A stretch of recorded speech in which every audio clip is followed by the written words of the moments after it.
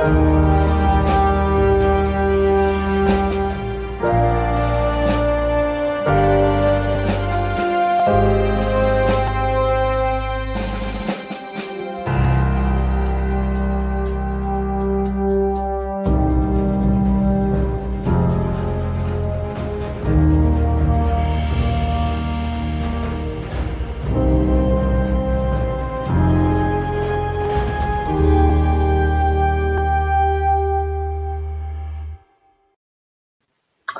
know, that title sequence never gets boring. Good evening, friends, and welcome to Littleport Christian Spiritualists. It is an absolute pleasure to welcome all of you here tonight. Now, at this point, I would normally welcome up onto the platform, because it is a computer platform after all. But normally at this point, I would welcome up onto the platform our medium for this evening. Guess what? It's me. So a little tradition being acted out. And thank you, Hannah, for applauding there. I can see you there getting excited. So thank you for that. There is a bit of a tradition that at the beginning of the year and the end of the year, I am usually the one to do the demonstration of mediumship. And it was reminded to me, of course, this week, that I haven't done a service for my own church since we've been going online. So this is what I'm doing tonight. But it does not mean that you are going to be stuck with me all night on the screen and just me. Of course, we're going to have a demonstration of mediumship, so our recipients will be coming online. And we've also got a few special guests waiting in the wings to have a chat with us. Because spiritualism and a spiritualist church is, believe it or not just about the messages. And this is something very important, which I find vital, that needs to be shared and educated to the world.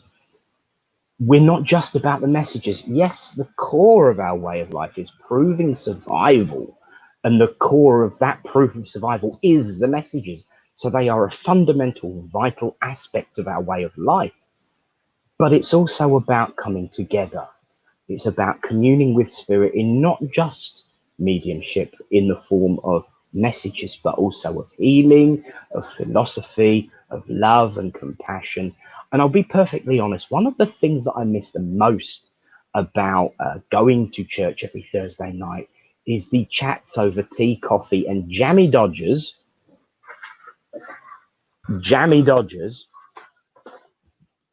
every Thursday night. And it really is starting to grate on me that I'm not having my hugs with my friends on a Thursday night. So I am still sending out spiritual hugs to each and every one of you who are joining us.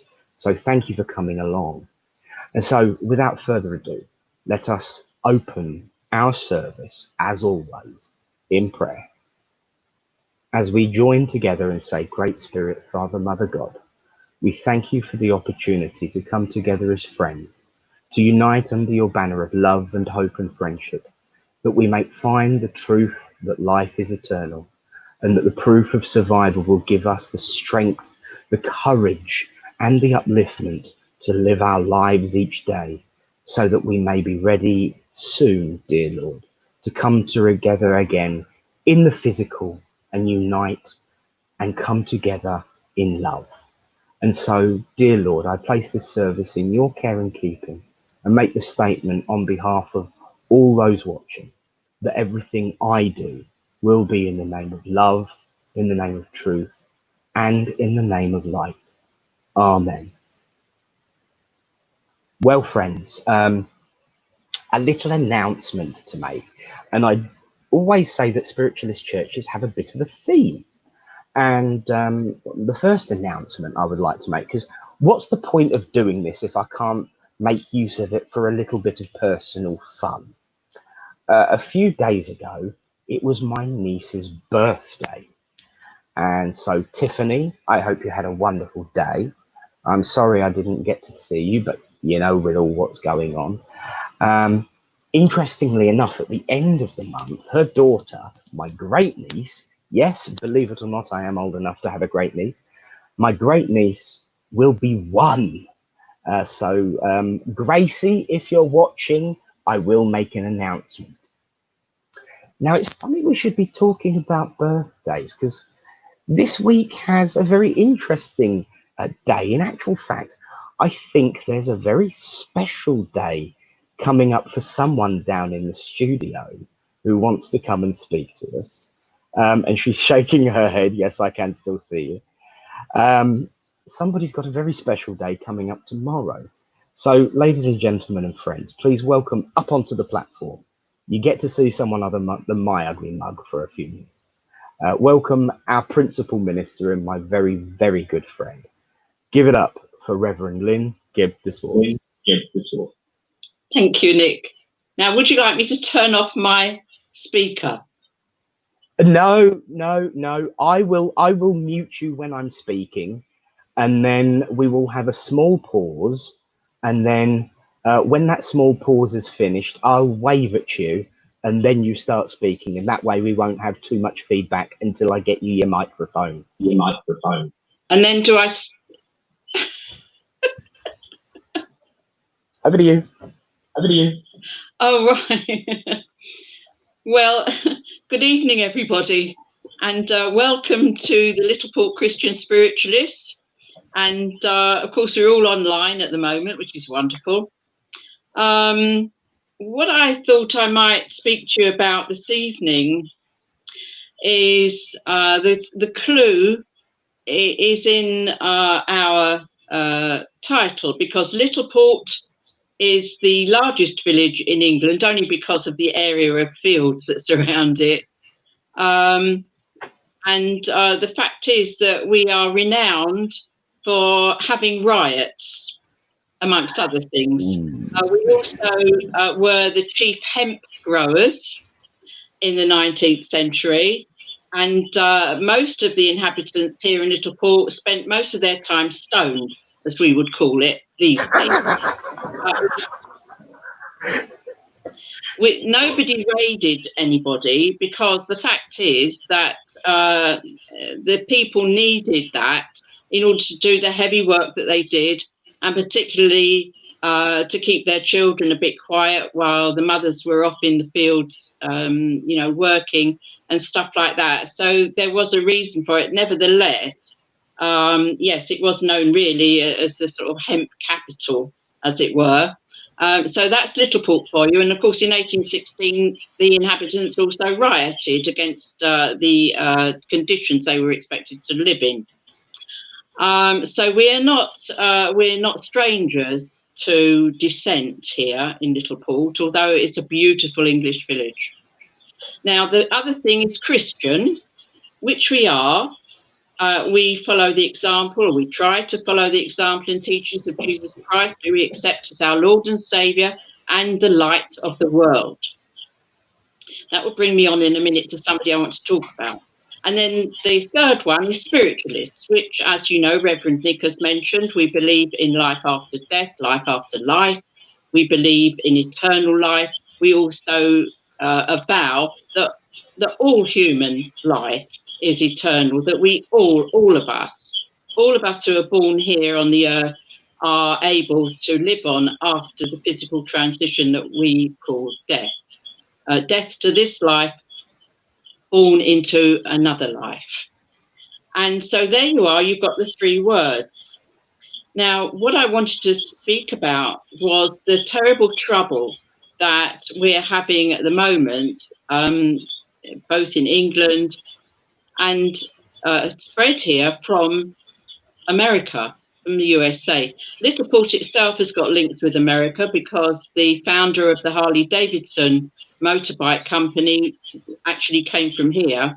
His father and mother emigrated to America, and you know the story. And we have a Harley-Davidson memorial motorbike, which we don't think is going to come under attack, because Mr. Harley fought for the Union. He fought for the abolitionists in that Civil War. Now then, America, civil rights.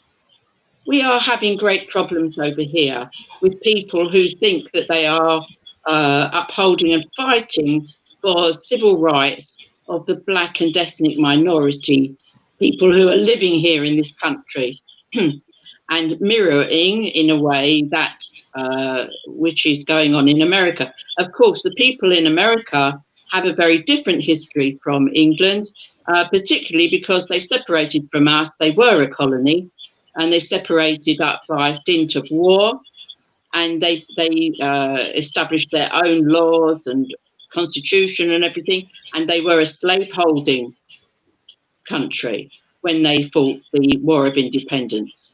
Now, they then had a civil war, which we understand and are very glad that the Union side won, and through that, the abolition of slavery was achieved eventually. Now, Martin Luther King Jr.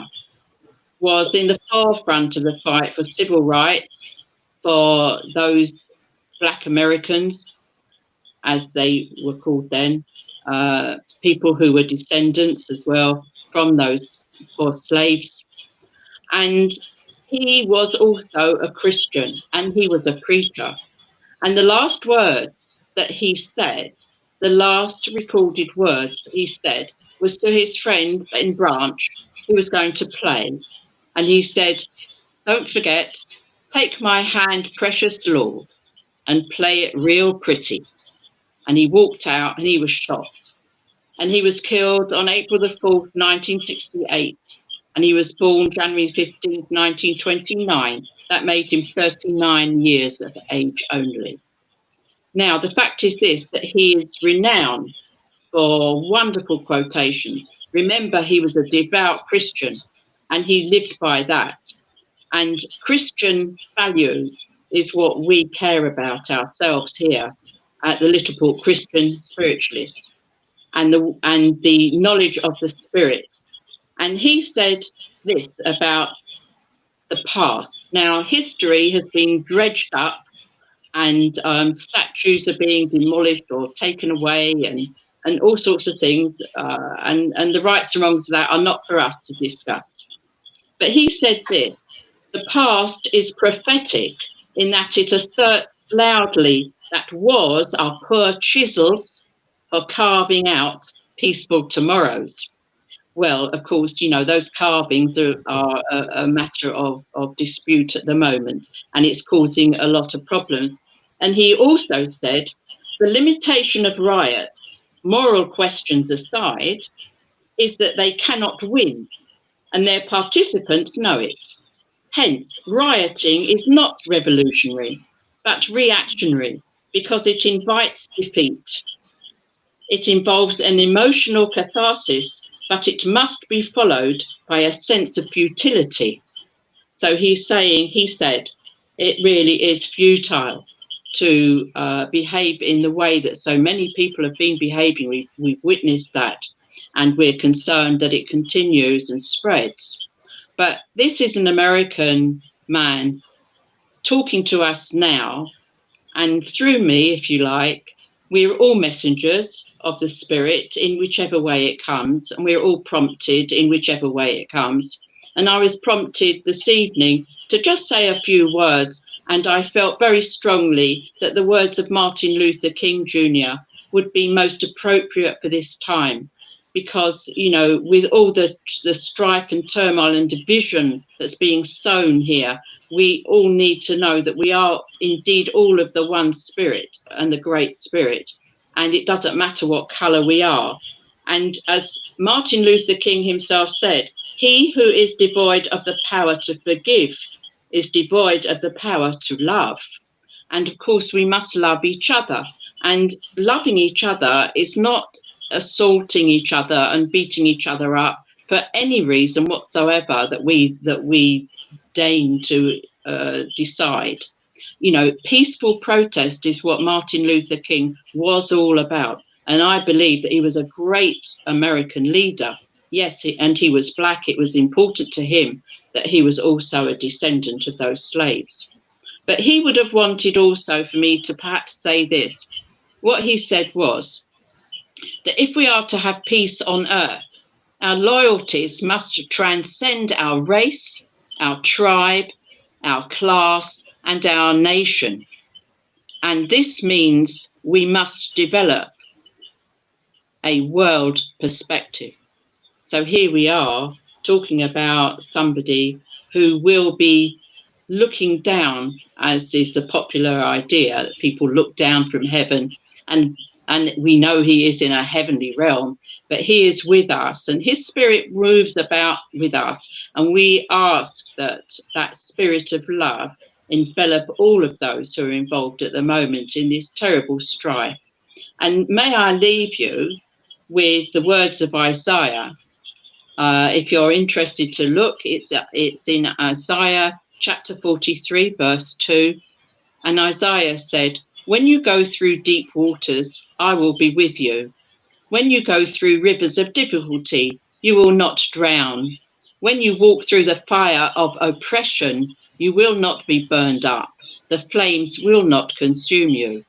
And Paul, who was a great advocate for Jesus and the spiritual way in his lifetime before he was martyred, when he wrote a letter to Romans, chapter 15, verse 4, he said, "For everything that was written in the past was written to teach us, so that through the endurance taught in the scriptures and the encouragement they provide, we might have hope."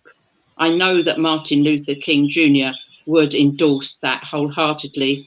And lastly, to say again through Paul, his letter to the Romans, chapter 15, verse 13, "May the God of hope fill you with all joy and peace as you trust in him, so that you may overflow with hope by the power of the Holy Spirit." Amen to that. Amen.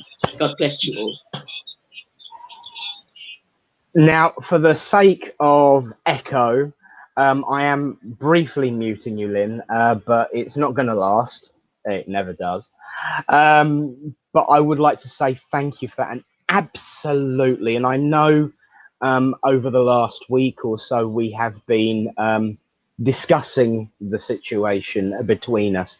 And I wholeheartedly agree. And for me, certainly what Spirit were giving me was that something's got to be said and something's got to give. Peaceful protest is a gift and a right and a freedom that is being encroached on by those who would use it for violent means. And it gives me great joy to see those peaceful protesters being as chastising to the rioters, because they know, because they have listened to the words of Martin Luther King, what damage that is doing to the cause. And that cause is for the family of humanity, the brother and sisterhood of the human race. And we know that, as I have said many times, there is but only one race, the human race. So say we all. So God bless you. Now, don't think just because you've done your big speech that you are getting out of acknowledging the fact that tomorrow is your birthday. So from us all online, a very happy birthday. I'm going to silently count to 3 and then unmute you in a second. I will waggle my finger when it's time to talk, as you so often used to do to me in circles. So what goes around comes around. But seriously though, thank you so much for coming on and sharing what you used to describe laughingly as golden words. And from us all, have a wonderful birthday. And I have but one question. What will you be doing tomorrow? Thank you so much for your good wishes. And I feel very blessed that I've managed to scrape through this far. People used to be, issue me with dire warnings during my misspent youth and say, "You'll never get to 30. Well, I've managed that and some. Thank you so much for your kind words, everybody. And I know that my poor mum drank a bottle of cod liver oil in order to try and shift me. And this was possibly tonight, and it didn't quite work straight away, at least. So I wasn't born until 25 to 11 tomorrow morning. So perhaps the cod liver oil did work. And I'm very grateful to her. And I would just like to say that tomorrow, if you want to know what I'm doing tomorrow, please God, I will wake up. I will thank God for being awake and being able to get out of bed. And I will say my morning prayer, and I will look forward to some little something to eat. I will look at my cards. Some of them have come today, and I will no doubt look forward to speaking with my children. Lots of people are surprised to know that I've got 6 kids, and I'm looking forward to having some conversation with them. And I will then be finishing off doing the Littleport Life magazine as I do, and then I will start on my new article for Psychic World newspaper, which I'm scheduled to do and send off soon. So I'm not sure what the subject of that will be, but it will be something of spiritual interest, I hope, to people. So that's what I hope to be doing tomorrow, and I cannot ask for anything more than that. And I would like to thank my long-suffering spouse, she's my wife, Kathy, for standing by me, for looking after me through all my treatments, through my surgeries and everything. I know that some people know that I had breast cancer, and I'm now a real Amazon.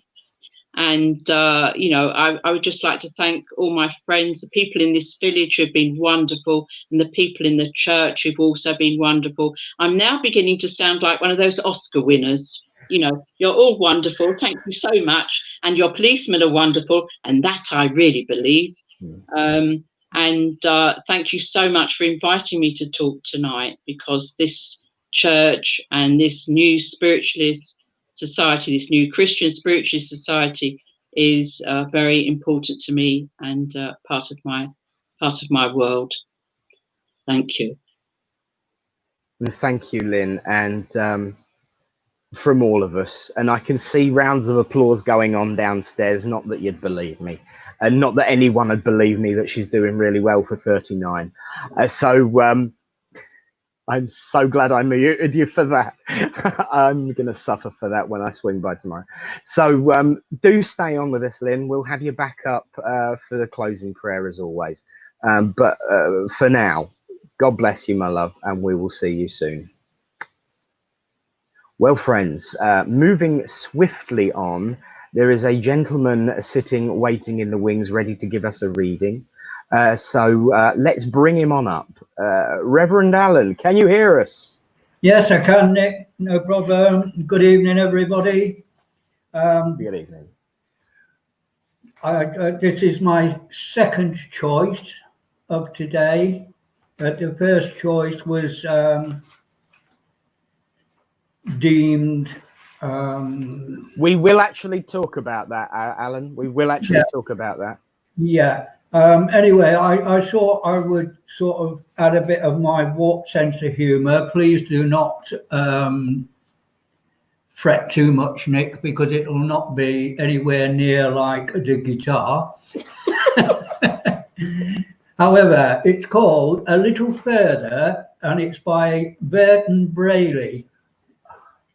The reason I never can quit the road is a reason that's plain and clear.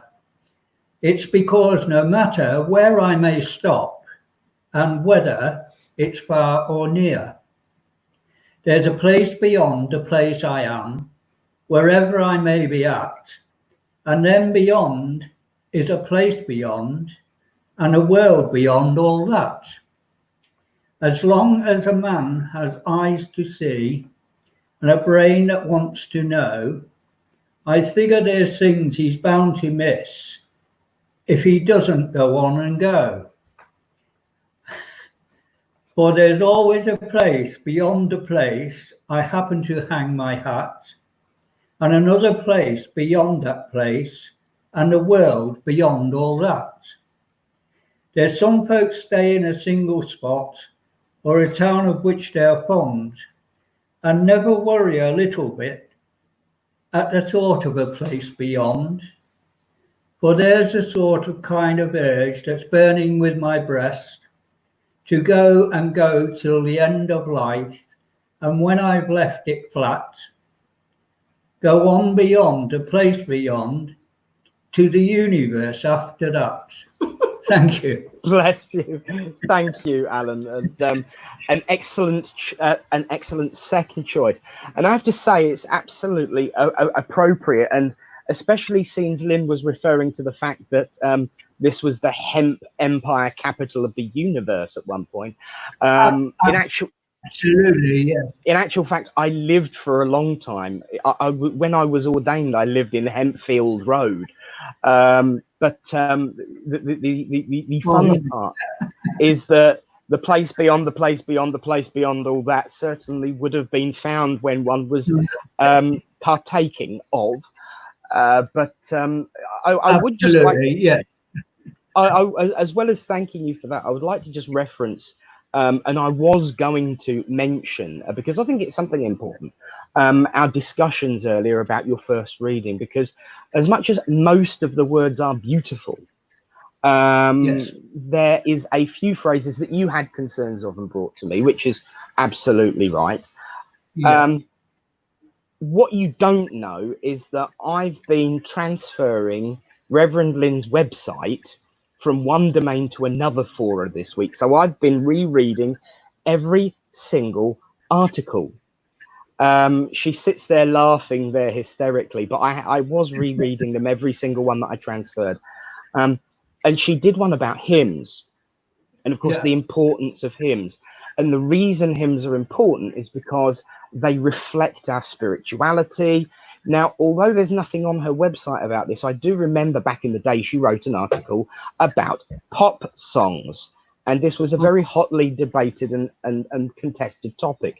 And the reason why we declined as a society to have pop songs on our platforms instead of hymns is because of the condition that they are written in.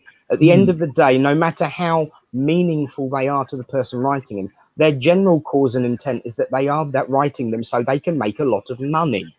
Correct. So there is that influence, but also, no matter how golden the words are, there usually is something that is detracting or derogatory to our way of life.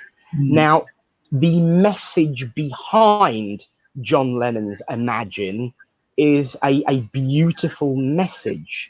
And imagining a world of peace and love and joy is a wonderful thing to do. However, for us wearing dog collars, imagining that there is no heaven and no religion would be, quite frankly, hypocrisy of the highest order, and something that I will never, ever, ever have in our way of life. And I've just got the big thumbs up from Reverend Lynn. And the fact is, of course, she's happy, waving her cross at me. She's happy, of course, that you even questioned that. The words, for the most part, are right. We should imagine a world where we are all able to be dreamers. Imagine a world of love and compassion. But frankly, what we need now is something higher guiding us, something nobler guiding us. So I cannot possibly imagine a world without heaven, and I cannot possibly imagine a world without religion, not because I am an absolute devout person who believes that religion's done no wrong. I believe that the people who have used religion have done wrong in its name, but that does not mean to say that we should abandon what is a concept and a purpose of great joy, upliftment and unity, because at the end of the day, it is our religion that has brought us all together here tonight in love, in friendship, in laughter and joy. So there's nothing wrong with religion. It's the people who take the mickey out of it and use it, once again, as I started, to make money out of it. And as we all know, Jesus wasn't too chuffed with that and chucked them out the temple. So I have no intention of allowing my elder brother to descend upon me with lightning bolts and storm clouds and whipping my backside out of my church, because I love the village hall and I love what I do, and I will never do anything to jeopardize that. And so thank you for giving me the opportunity to have this conversation about it, because that is why they gave it to you, I truly believe. Yeah, I agree, you know, because I was so uneasy about it when I, you know, because, you know, I never ever discussed the reading with you. No, it's a first. It really is. You know, so so thank you for your input and actually confirming what I was actually feeling. And for everyone watching at home, here's a circle lesson here. That inner voice saying no is usually a guiding hand of an angel, a friend, a loved one, a Native American, a Hindu, a Buddhist, a Gregorian monk, or a Catholic nun sitting over your shoulder, perching on it and saying, "Don't you dare." And for that inner voice that we listen to, we always end up finding the right path. So thank you, my friend, for coming on, and not only a wonderful, uplifting reading, but also the opportunity for me to have a rant and a little bit of a homilize that I did not expect to do tonight. So thank you, and God bless you, my friend. Stay about for the final part. God bless you, mate. Well, friends, thank you all for bearing with us, I think is the appropriate term. It's a little bit of a different format because I've been preparing myself to communicate on behalf of Spirit. So I now know, of course, that it is time, because I have got my friends with me and they are reminding me, a little bit like my mum heckling from the front row on a normal Thursday night, that it is time, of course, to send out our healing love and thoughts to all of those we know who are in need of it.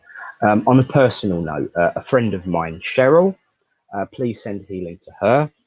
And of course to Lynn and to Kathy and to all of our friends, to Wendy, our curate, and to anyone you know who is in need of upliftment, love and comfort and the power of Spirit. And also to Mum, of course, who's still recovering but is doing much, much better thanks to your lovely, lovely healing. So let us begin with the healing prayer and end with the word Amen, as we join together and send out our thoughts and say the words: Great Spirit, Father, Mother, God, here we bring unto all those who are sick and suffering and in need of comfort, be they sick in the mind, the body, or the spirit, that it may please thee to heal them, both those we know and those we do not know, and those who have no one to ask for them. And also, dear Lord, for all those who hold responsibility and power over the lives of each person here present, who will watch or who will never watch, we ask for healing for them now.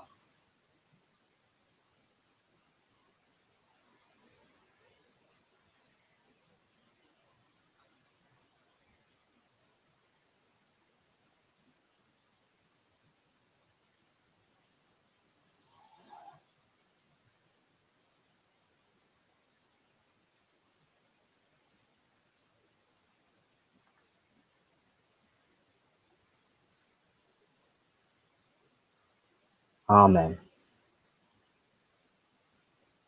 Well, friends, let's move swiftly on. It is time for our first reading of the evening. I'm going to pick one of them at random. So first off, she connected first. Let's have her. Good evening, Jane. Hi, Nick. Good evening. How are you, my darling? I'm fine, thank you. Are you? Oh, I'm loving the day and living the dream. So I'm going to assume that you've had a reading before. Yep. Purely and simply because I must say to everybody, we've been talking for 48 hours. We've had chats about this way of life, and that's all I know about you.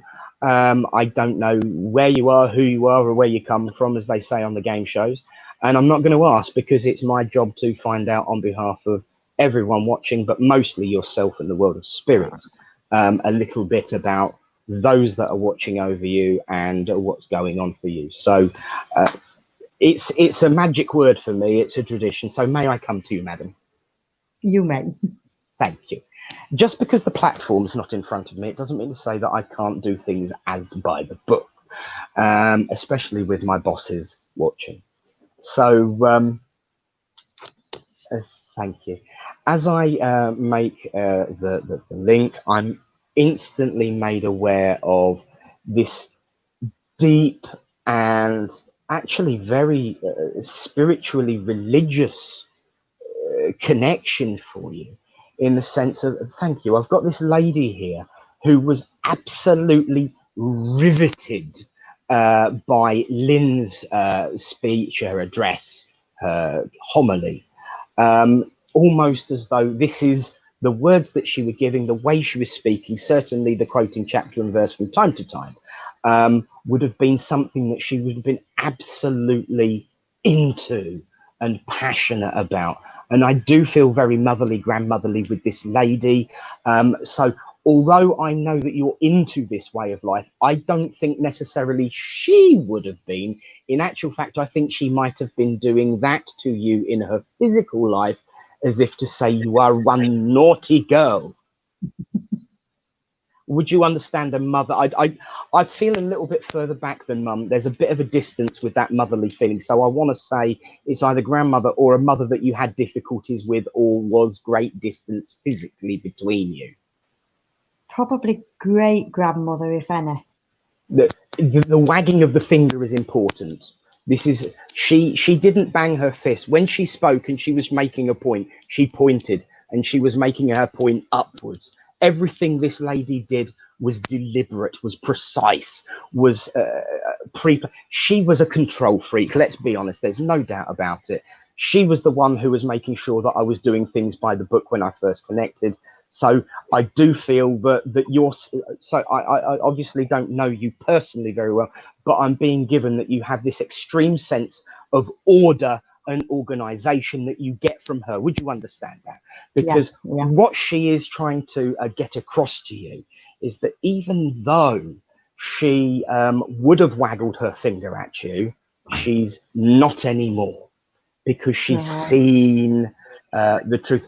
And I'm being made aware that in your deliberations and conversations and your thoughts about this way of life that you are in, you've often wondered what she thinks and what she would have said. Well, it doesn't really matter what she would have said. It matters what she says now, because she's seen everything. And she's saying it's great to be in a place where almost everyone's right.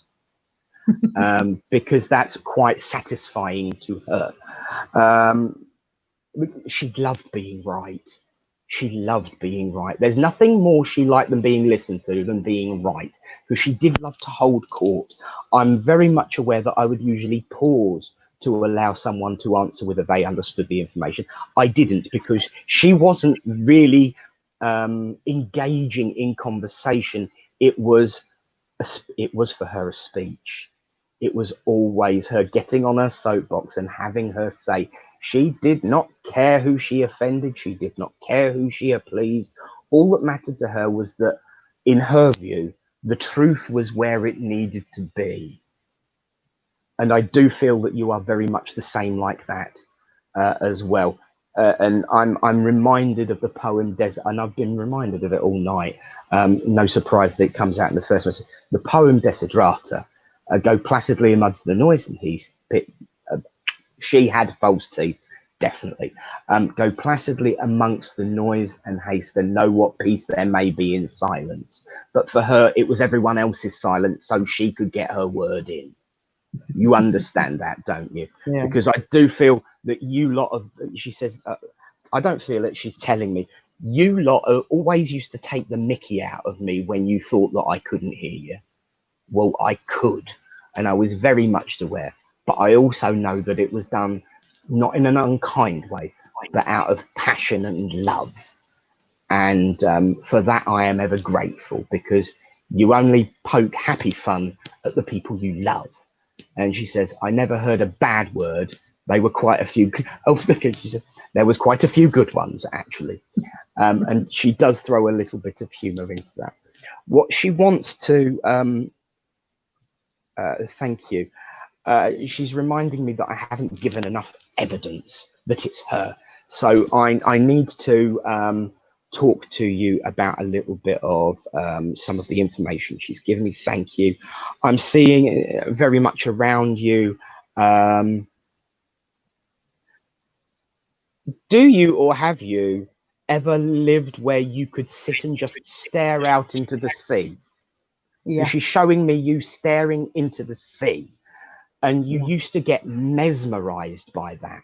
It's in actual fact, she says it was very influential on you spiritually, because you just looked out at this huge mass that expanded out further than you could see, and it made you first start thinking about, there's lots of things much bigger than me, and the magic and the power of the ocean, so untamed and untappable and yet so beautiful. She said she sat there watching it for hours and hours and hours, even when she should have been doing other things. So waggle finger time. I'm also being made aware, I don't know whether it's an anniversary of passing, a birthday, something like that, but there's an anniversary for you in December, because I keep going towards, they keep showing me my mum and dad's wedding anniversary, and that was on the 26th of December. So I'm going around about that area there. Right, that was my grandma and granddad's wedding anniversary, the 26th of December.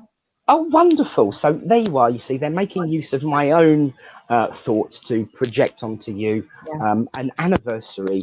And what I will say is that she really would get on with Lynn, because I've just had the thumbs up from the boss.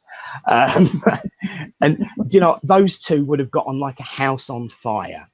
Although great grandma is saying she doesn't know whether the house will be on fire because of a party or because of the raging debates that she would have had, because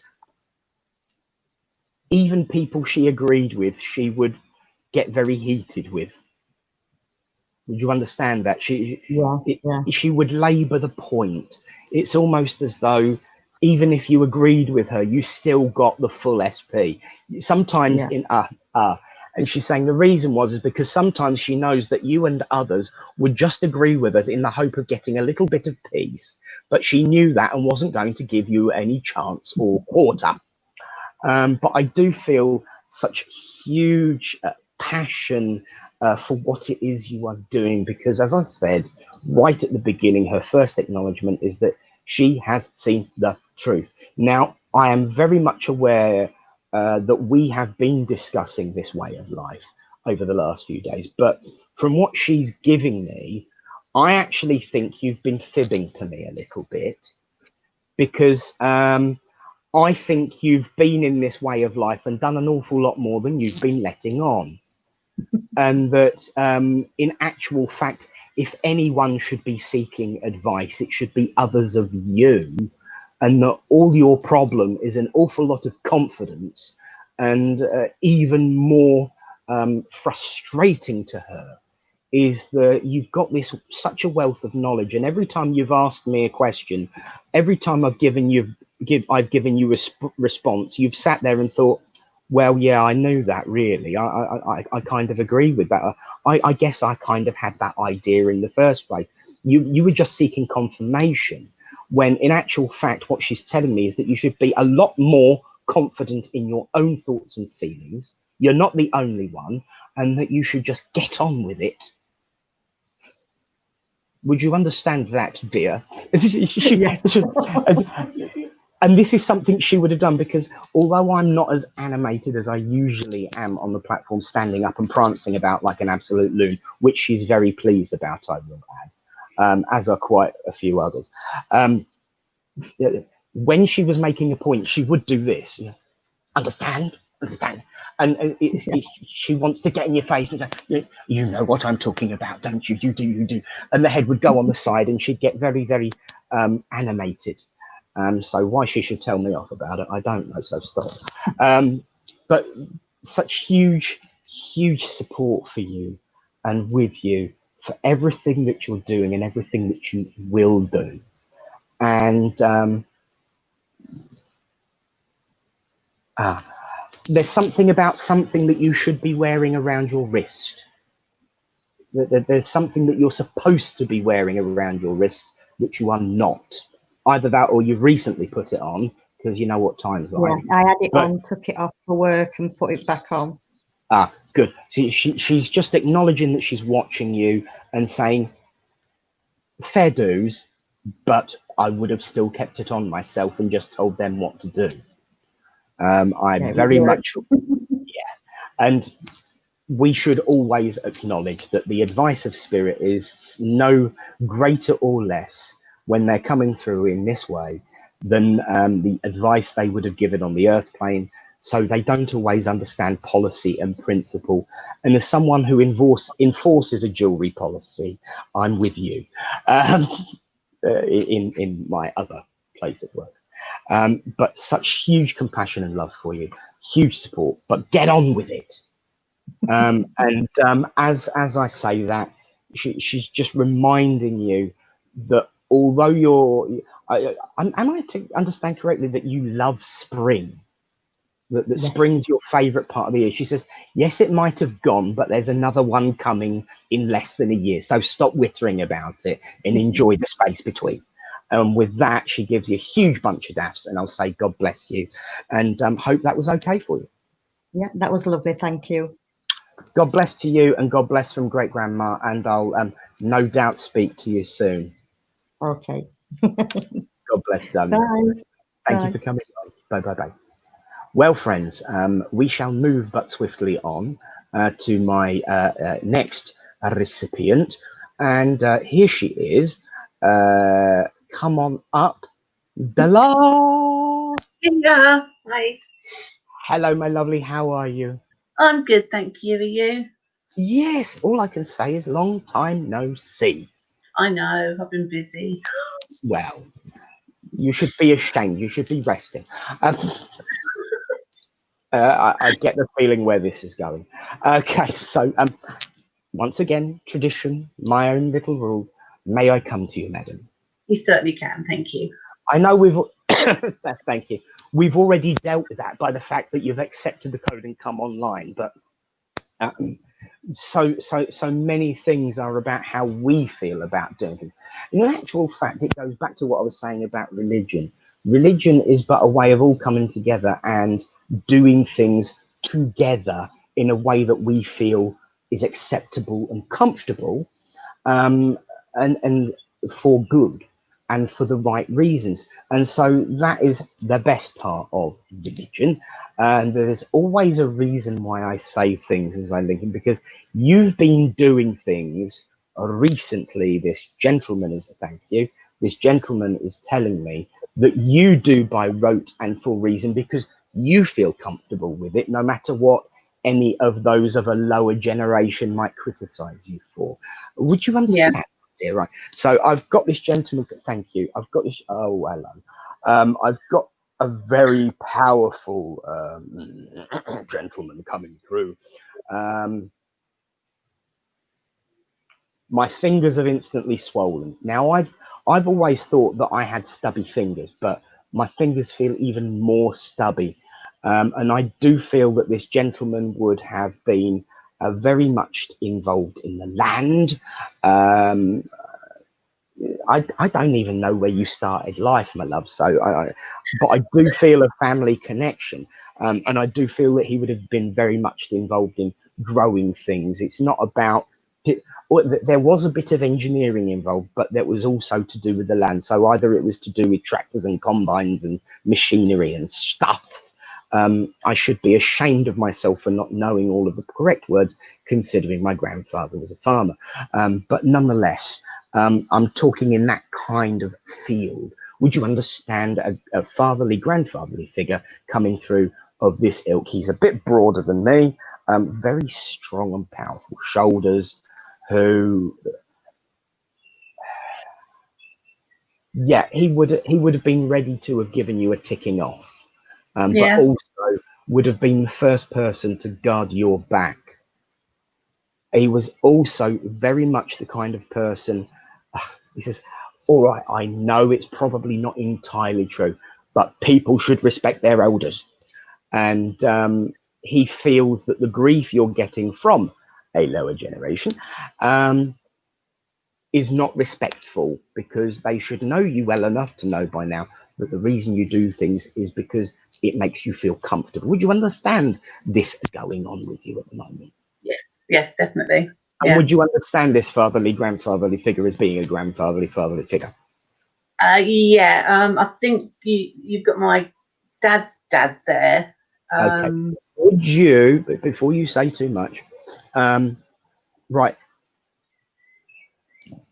I've got a tissue in my pocket. You know how you've got the handkerchief? Sorry, I said tissue, and I was like, it's a handkerchief. And I've got the handkerchief in my pocket, but it's not orderly and organized. It's a blooming mess, because everything that he had was used for a purpose. A decoration for him was not a purpose. Would you understand that of your dad's dad? Yeah. And he's also saying, I've had it ready because I know you've been thinking about using it a lot lately, but well done you for not, as much as you would have done. Yes. Yeah. Because he doesn't want to embarrass you too much. Too much, he says, so I'm worried now. Thank you. Okay. Oh, okay. I don't know whether you would have been aware of this. I hope you were, because otherwise there'd be no point in giving it as evidence. But in spite of how he was seen outwardly, he was actually a deeply religious and spiritual man in his own way. Because I sat here doing this, and I was like, why am I sitting here thinking like this? He says, it's not you, it's me. And so he understood the power of prayer. Yeah, he was part of the church. So there you are. Rule number one, which he's brilliant. He had a way with words. I'll be honest with you, he's a little bit like my granddad. He would never make you think something. He would just get you thinking. He would never tell you what to think. He would just pose a dilemma and let you make your own decision. Because what he was saying to me about my comment about never judging a book by its cover is very much appropriate for these times. That we should not judge each other full stop, let alone whether it's a book or a cover, or whether it's got a dust cover on or not. And I will say that he did get very His Majesty when he got a little bit on his high horse. Yeah, definitely. Because I suddenly want to start rolling my R's. And I do feel when he got angry or on his 10 pence on his soapbox, he would speak very, very abruptly and promptly and correctly. And yet the rest of the time he didn't give a damn what you're saying, you know. And so I do feel that he is rolling his R's to you right now. Okay. Because that's what you need to do, dear. Okay. In actual fact, it's interesting. There's a theme. There's always a theme run through. In my first message, I spoke about desiderata and go placidly into the noise and peace and know what ace may be in silence. The next verse is for you, interestingly enough, which is along the lines of, I'm going to paraphrase because I'm linking in, but be at peace with all peoples and listen well to the things others say. Even now, I've never liked this bit about this poem, but there you go. Even the dull and ignorant, for they too have their own story. Well, if you're going to listen to someone who's dull and ignorant, you know, you're supposed to be polite to them, so calling them dull and ignorant don't help. And this is something that he would have debated with you. And this goes actually back to what I was saying about the pop songs. There's some really, really good words, but occasionally you'll find something in it that's absolute dire. And he says, this is what's been going on with conversations around you. A lot of things have been sounding really, really good, but there's been these little niggling things that have been really, really dire. And your inner voice has been saying, no. Well, it's not your inner voice, it's a spiritual voice. So do as you're told and listen to. And soapbox rolling R's again. So he wants you very much to be aware that he is fully in support of you, fully looking after you. And I have to give you, I'm aware of an anniversary around the beginning of April. He's saying, no, her birthday's not April the 1st. She's no fool. But I'm talking around the beginning of April for an anniversary of either birth, marriage, or passing. You've got that, lovely. I'm going to say, don't strain the brain, dear. Just think about it casually. It'll pop in. But also, what's that? I don't know whether it's somewhere where you have lived or someone close to you, but I'm being made aware of a road that has the word elm in it. So, cool. Because I know we've got an elm side in Littleport, but I'm definitely not talking about Littleport, but that's what they showed me to. So elm. Hold on to that one. Elm. So if you could look into that, because there's something to do with an elm in the address. For all I know, I might have just misread it, and there was actually an elm in the garden where he lived or you lived. But there's something to do with elm around the location, so I'll give you that. Thanks. He says that wasn't officially confirmed, so you've got to give something else. Okay. He knows his stuff, I have to say. And they're really, really, thank you. He's making me aware, not only that you're very popular at the moment, but I'm being made aware of a young male around you at the moment with a really, really cheeky grin, but you're concerned that that cheeky grin has been masking something a little bit deeper, as if to say it's a front, and you're worried that it's a front and that he's not sharing like he should, and that he's hiding emotional concerns, shall we say. Yeah, Stop, I can take that one. yeah, stop worrying. When he's just like you, when the time comes to speak, he will speak, and not before he's ready. Until then, just support, love, and look after, and be ready. But stop worrying. Okay, thank you. Yeah. He's another finger wagger. I'm sorry, I'm getting that now. Just before he goes, I have to come to you and say, look, you know, we know what's going on in the world, and we have to say this every week forever, but don't give up on your dreams, because you've come close over the last few weeks specifically, and you've been thinking that this has all been a sign to say maybe you shouldn't do what you'd planned on doing. No, my love, remember what Spirit teaches us. I think I might have even mentioned this once or twice in a sermon. When things get difficult, it is a test of our strength. But know that no great spirit that is of love and compassion will put on anything more on your back than you can handle. It's just that sometimes you need to learn to grow bigger shoulders.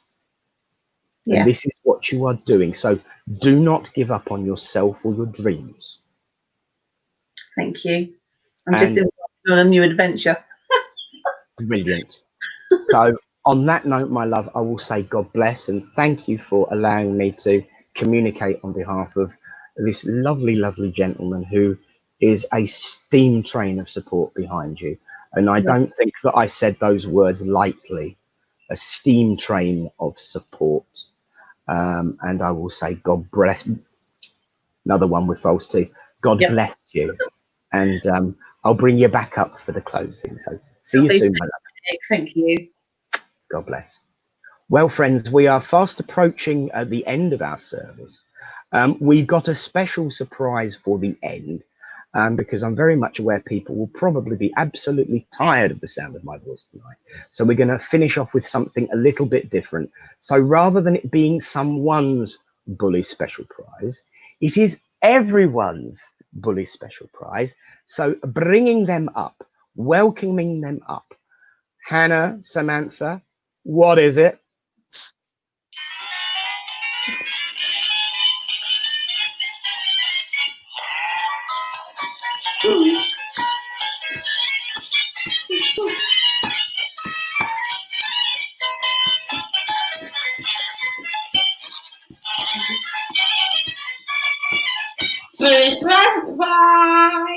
Bullies, special prize for everybody. How are you, my lovelies? We're good, thank you. Good, good, good. Now, I know we had some speakings earlier. Have you recovered yet? Yeah, sort of. Bless you. I have to admit, it's been a very busy week for Spirit this week. Lots of chats about spiritual things. And I've got a very knowing look staring at me from a young Hannah there. So I'm sure she'll probably fill you in on very much more details at a later date of her choosing. Okay. Lovely to see you both. Thank you. Carry on the great work of Spirit that you are doing. And please, God, I will see you very, very soon. Thank you, Nick. God bless. God bless. Well, you'll be back up for the prayer. So anyway, your special prize is one of the things that we have been talking an awful lot about lately is healing and also development. And if you combine those two things, you have a healing development circle. Now, this hasn't been mentioned much, and I think that's a very unfair thing. And I was prompted by one of Lynn's articles that I was reading, actually. At the end of it, it said that development circles should always be at the core of any church. And those were her words. And they're absolutely right. Now, I'm going to bring someone up who's very much a senior figure and a leading light in one of our development circles. She works along with Barry and Alan and Penny and many, many others, but they've been carrying it on in the absence of the hall. So Mandy, darling, come on up. How are you, my love? I'm very well, thank you. And you? Good, good, good. Thank you. Thank you for joining us for a quick chat about all things development, because I think that's one of the things that we are missing, as well as our regular chats about how the circle's going and how you're feeling about it. That's part of the church and of coming together and uniting. And I know you all work together so very, very well, but I've missed talking to you. And so Missed you too. I've stolen this opportunity and pulled rank and cheated to have the opportunity to have a chat with you here for everyone to hear. So I'm very much aware that last night there was a meditation, because have you not got some form of Facebook Messenger chat group regarding healing and meditation? So why don't you tell everybody what you were up to last night, so to speak? Okay. Last night we did a meditation online with the group that we're in. I did the guiding meditation, and the guys obviously went off and did their meditation. But it's also helped me develop more, because I can see them, or their colours, I see.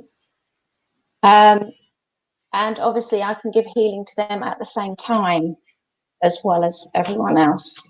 So it's really good. I think everybody enjoys it. And it really is because everybody's comfortable in their own home as well. So it's good, really good. Good.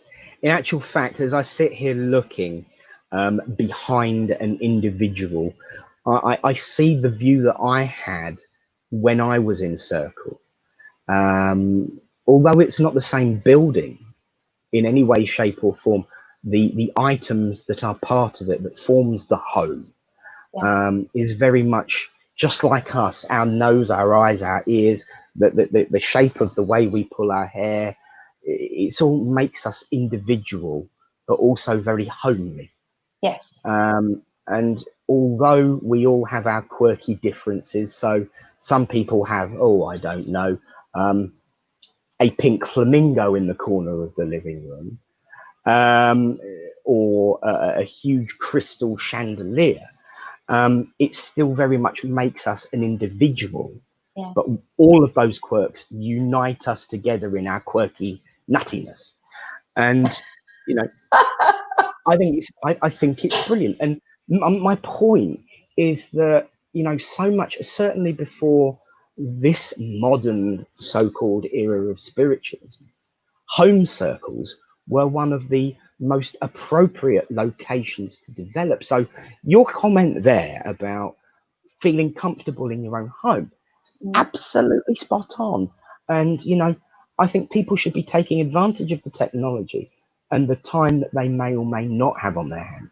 And let's be honest with you, I'm working probably more now than I have been in a long time.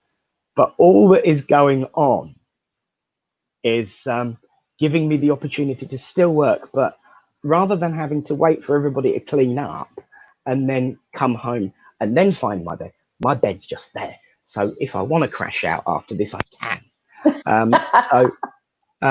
But I happen to know, and I have kind of cheated a little bit.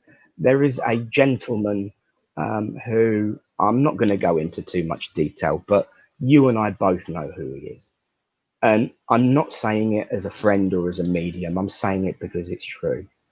There is a man looking over you every time you are doing your work.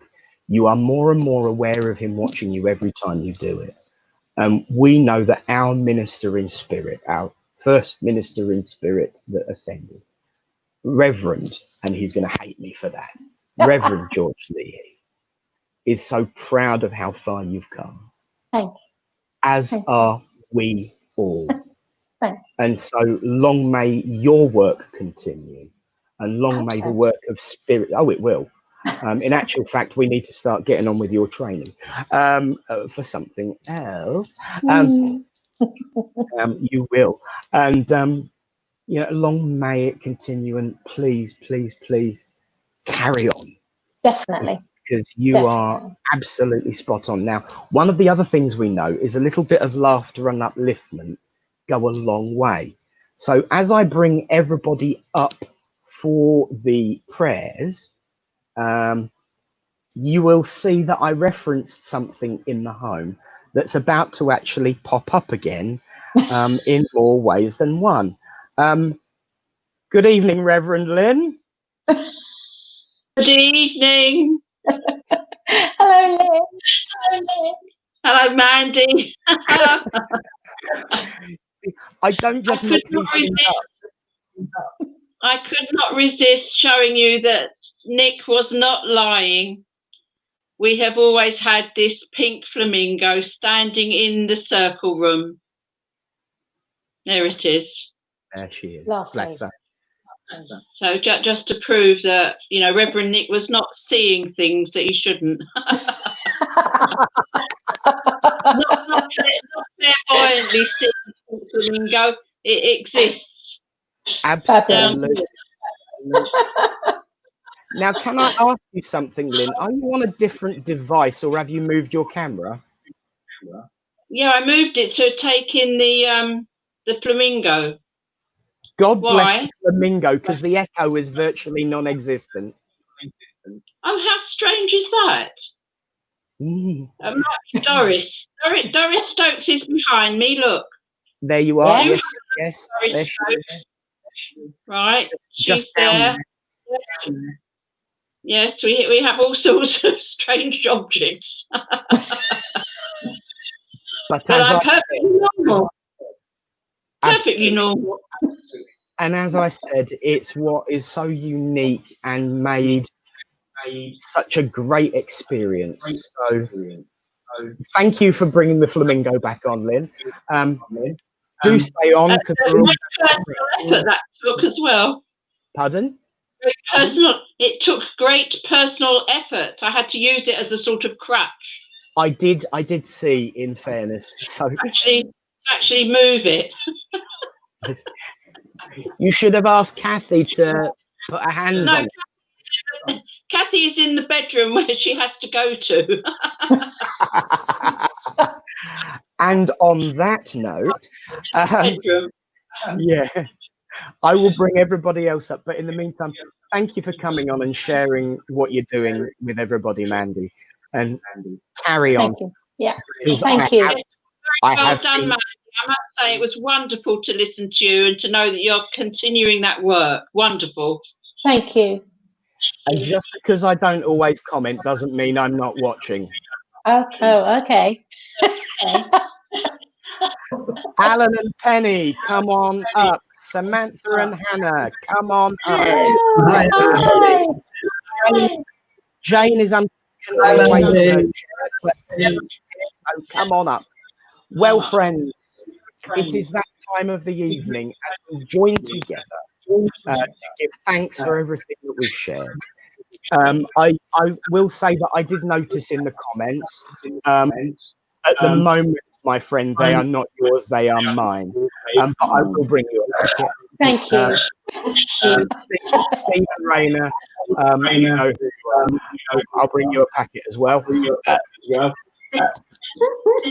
But for now, friends, thank you all for being part of this evening. Thank you all for creating what has been probably more like a spiritualist service that I'm involved in with chaos, madness, and love, but also upliftment, passion, and praise.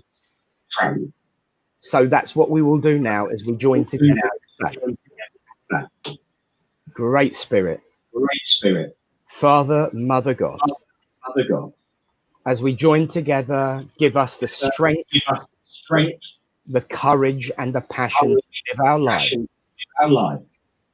as we move forward on this earth, through trial, through tribulation, but also through passion and kindness, as we recognize that together we can conquer all darkness and bring light into each corner of the world.